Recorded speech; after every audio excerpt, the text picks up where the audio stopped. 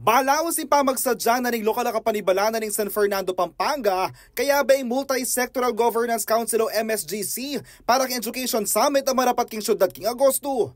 Kaya tinasarong tipunan ding sablang stakeholders bampi sa biyan at di ng solusyon ding problema king sektor na ng edukasyon base na mo rin king meging rekomendasyon na ng Second Congressional Commission on Education o EDCOM 2. Aking EDCOM 2 report at dapat yang gawang complementary programs ng gobyerno bang pasik na nga ng early childhood care and development.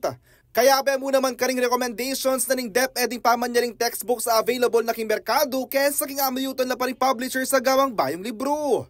Susubong na naman ng EDCOM 2 agawan ng prioridad ng poorest of the poor pangaras king pamamiyang tertiary education subsidy, pasik na nga ng technical education and skills development ang pangbawasan ng administrative work na ring mestra.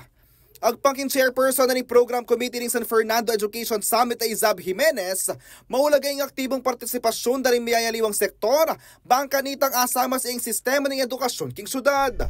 Well, di ba may saying na it takes a village to raise a child, no? And I think it's very important that everyone in the city really will contribute to this event kasi talagang alam naman natin may krisis sa edukasyon sa Pilipinas, no?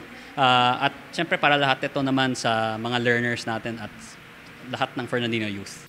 King mera pa takatlong meeting darang conveners ng Education Summit king Heroes Hall ang Biyernes May 24. Pisabihan dala rin ay biyaliwang aktibidad na ganapan king 2-day summit na makaschedule king August 22 to 23. No, meron tayong mga plenaries, for example, ng mga presentation of findings with regard to EDCOM results and maybe in the local context.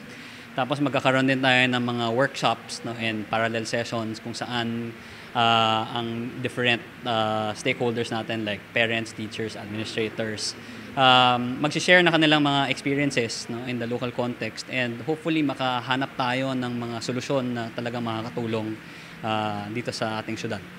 24 ni Pebrero yan ng Banwa, anya pinirma ng Mayora Vilma Caluwag yung Executive Order 2004-10, amamya direktiba king pamidaw ng Education Summit king syudad. Yakopin kaya kayo talasuyo, JM De Jesus, ating pusong makabalen.